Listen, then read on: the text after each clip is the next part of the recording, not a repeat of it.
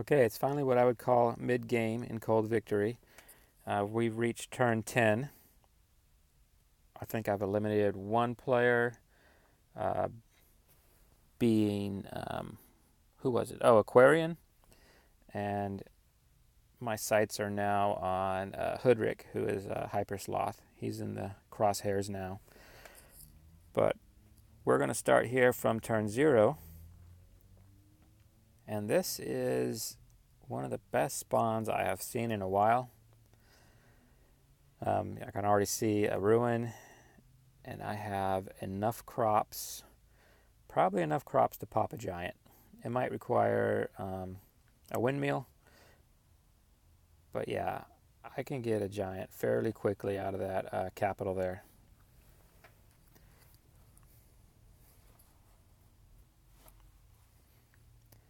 So we go for the ruin first, and I mean, it's not necessarily the best uh, way to proceed. You could look for your village first. It doesn't matter really. I mean, I figure getting this ruin, it might at least give me an explorer, which would be great. I can meet my neighbors, maybe get some tech from them. I mean, you see there, I don't know who my neighbors are. So I got writing before opening that ruin, and that's because maybe I'll meet my neighbor and it's Yadak. And now that I have writing, he'll give me roads, or maybe it's tech in that ruin. And now that I have writing, maybe that tech will be roads. Because I know one thing, I definitely, as the bossy, I definitely want some roads. And I normally go early rider with Zebasi. I mean, it's not like you have a bunch of trees and you want to go early math or anything. So yeah, that ruin was probably the best thing it could be for me. It was 10 stars, which, I mean, is more than any tech would cost me currently. So 10 stars at this time in the game lets me buy any level tech that might be available. So yeah, it looks like we might be popping a giant here fairly early. Nope, we're going to go for another rider. And next turn, probably roads. I already see Aquarian's territory, which is unlucky for him because, I mean, I've played Aquarian, guys. And let me see, what am I pointing out here? So that rider's going to go looking for ruins. There's obviously no villages down there. And now I'm planning by turn 5 I will have my giant. No, by turn 5 I will border expand. And there's a reason for this. Some of my, I mean, it's nice to pop an early giant and get ahead of your opponents. But some of my other games, after winning the initial skirmishes, the games went to battleships. And I had most of my villages. So that's K-Box. Greets me suspiciously. I get some more money. So I'm rich. I'm like beyond Luxador level rich at this point. And so I hit his rider. He can't hit me back and kill me. He'll just kill himself basically at that point. If I didn't hit him, he would hit me and run off somewhere, and he'd still be a threat later. I'm kind of hoping he hits me back and he dies. And that's the current score. I'm nowhere near the lead. Somebody's already got, like, it looked like 1,200. Yeah, 1,200 points. So, oh, that looked confusing for a second. Nope, it's still the same game. So he healed his rider, and Aquarian now has a guy in that village there, which, of course, I'm going to get, what? I was going to say roads. Let's say, of course, I'm going to get roads and take that village from him. What did I just do? I don't know. Back to the point about border expansion. I mean, I want to expand my border in case this game goes to battleships. I mean, I won't be able to put any ports around my capital without border expansion. So yeah, early giants, you'll win the early skirmishes, but you might lose the game if you chose not to border expand. But I, of course, am not going to upgrade my village, my capital, and border expand until I take that second village, because I don't want to expand into its territory.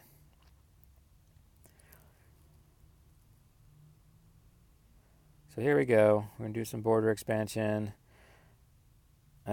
So that's why I didn't get roads. I mean, if I would have got roads, I would have taken that village from Aquarian easily.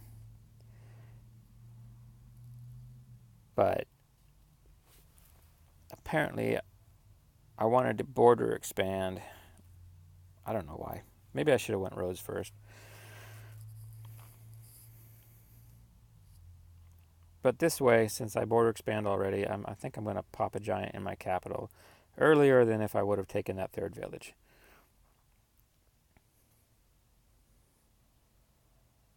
Okay, let's see what I'm going to draw here. And this drawing occurred when I was recording the video initially, so I don't really remember all the time. Large map. Okay, so I'm not going to ever get that crop. Because if I do go battleships, have to go battleships later.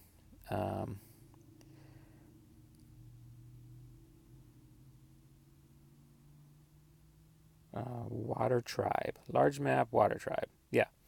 So basically, I'm just pointing out why I went border expansion. It's a large map. We have a water tribe. There's going to be a lot of oceans out there.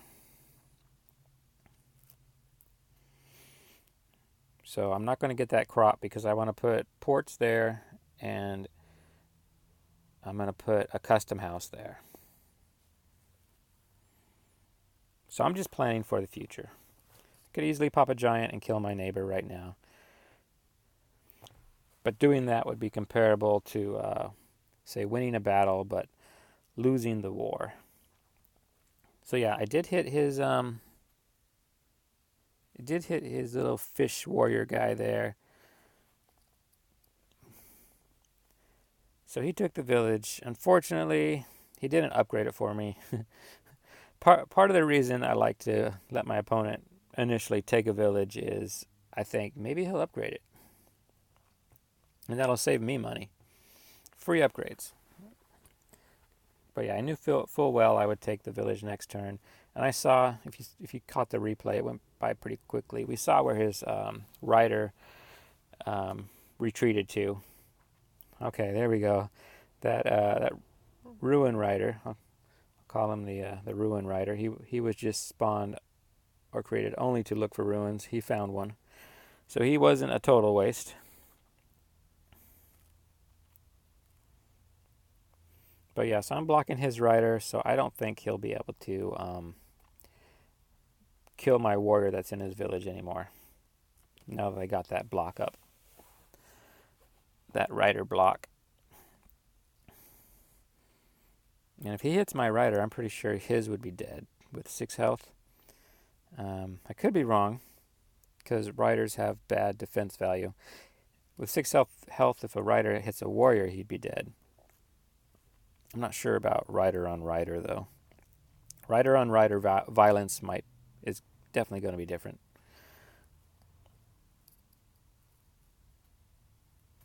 So yeah, to pop my giant, I'm going to harvest those next turn, which I'll have enough money to. I'll have 10 stars next turn to produce 2 farms. So he had another full health rider hiding in the shadows. But, I mean, look at the outline of his territory. We know his other village is up there to the north, west? So I knew that that rider block was going to stop. Whatever was going to be able to come down from there. So he most likely had his army up there in the northwest as opposed to straight north where he could have attacked my village. So I say most likely. I mean, he could have had another rider out there exploring somewhere that could have killed my warrior. But even that wouldn't have been much of a setback if I wasn't able to take that Aquarian village this turn. It wouldn't be much of a setback because, I mean, we know what's coming next. That giant I'm about to pop would have headed straight there. So I took my time on this ruin. You of course want to eliminate any clouds around it, unless you want an explorer. You're going to eliminate all the clouds around the ruin that are within 2 squares, and that guarantees you will not get an explorer. So yeah, we have our giant, and I'm not sure what I'm looking at now. Oh, perfect placement for, I'm looking at the perfect placement for my monument. And I'm taking into consideration, where my custom houses might be in the future, since I know I want those. And I don't end up upgrading my 3rd village this turn. And unfortunately, Aquarian didn't upgrade it for me. So he's not that cool of a guy. I'm just kidding. So yeah, I was mentioning earlier, Aquarian, my hat's off to anybody that attempts to play Aquarian. It is a tough tribe. Sorry guys, I had to reverse the video a bit because I missed what the ruin had. It's just fishing. That's cool though. We already know we're going to have to go probably boats later, so fishing's a good thing. But yeah, back to Aquarian. Hats off to anybody that plays Aquarian. I hate it. I've played it twice. I've lost miserably. So, I mean, the guy playing Aquarian now, I think what is it, K-Box? He might be a good player. He's just playing the most difficult tribe. What I would say is the most difficult tribe out there. Aquarian maybe 1v1s on a large map or a medium map where you have time to tech, you have time to eco, you have time to get those fork throwers out. But if you're on a mini player FFA, I mean, where your opponent's probably going to be right next to you early game, yeah, that's going to be tough. So yeah, guys, I think we're on turn 8 now. That's the last village Aquarian has, is right there. And I'm just highlighting where his riders went. So it's a good thing to pay attention to the replays. Later in the game, I myself will just not even watch the replays. They're so long. But early game, they're not too long. So take advantage of knowing where your opponents are. I mean, even when they disappear into the clouds, it shows you the exact cloud tile they disappeared to. So yeah, that's where my opponents currently are. He's ready to defend his village. He's not going to put a warrior in there. I'm not sure if that's a good idea or a bad idea. But that is his last village. I can't see the underline showing it's a capital or not. It has to be, because I know I haven't taken his capital yet. It would have said, you've captured Aquarian's capital. But yeah, so it's turn 8. We've only got 12 stars per turn. It's pretty bad. I mean, in the scheme of things, what's currently going on though, I'm having a skirmish with an early opponent, so I'm producing more units than I am producing upgrades for my villages. So, in the current scheme of things, it's not so bad actually. 12 stars on turn 8 is not so bad if you're kicking your opponent's butt. That's how that works, in the opinion of Pra. So let's see. I made one little road that connected to nothing. It just got my giant up to the battlefront sooner, which is where I want them. So let's check the current scores. Yeah, K-Box Aquarian's got 1 village left. We haven't met anyone else. So turn 9, guys. Only 2 turns left. So I think we enter that village this turn. Yeah, I saw the underline under it when it zoomed in. That is his capital. We'll take that village. We'll meet Hoodrick. And hopefully I finally upgrade that third village.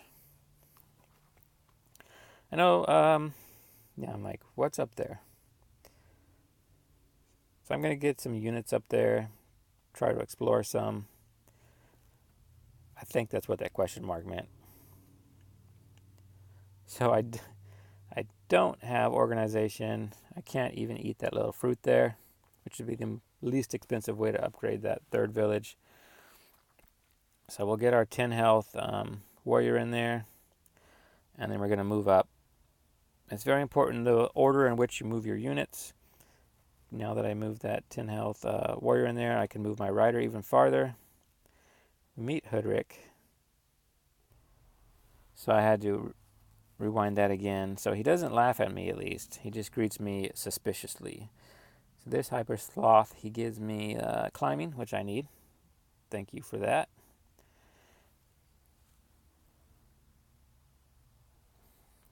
So why is his rider only got 6 health?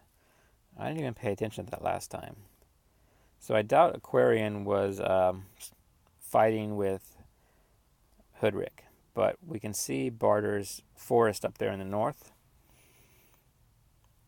So yeah, so Hoodrick and Barter have to have already exchanged some blows. I know he's only got one rider left, weak rider, so I'm not even gonna move my rider up to defend or block. Or am I? I forget exactly. I think I heal it. So now let's see. Do we finally upgrade that third village? I mean, I know there's a rule out there to always go for level 2 villages, like right away, because you want good eco. But I mean, I always kind of weigh my options. Do I want to go for eco, or do I want to ensure a victory against a nearby opponent by going for more troops? And in this game, you're seeing I'm kind of just ignoring eco. There's always, in an FFA with many players, there's always time to eco later.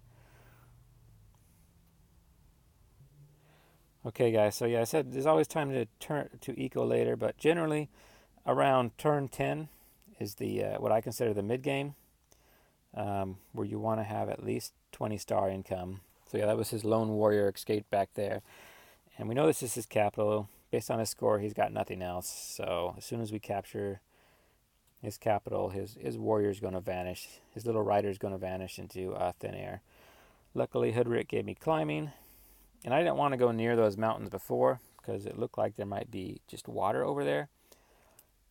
But now that I've got some map control, I've got some villages, it's okay to explore a little further, even in some higher risk directions, like where there's a bunch of mountains and there's unlikely to be any villages. So odds, in my opinion, odds were against there being a village over there in the northeast, but I was wrong. So yeah, like I said, we want to go for 20 stars by, at least 20 stars by turn 10 to feel like you're doing fairly well economically. And then that's also what we're going to call our mid game. So that's why I'm finally posting this video. I mean, 20 stars, that'll buy you even the most expensive unit in the game, a battleship.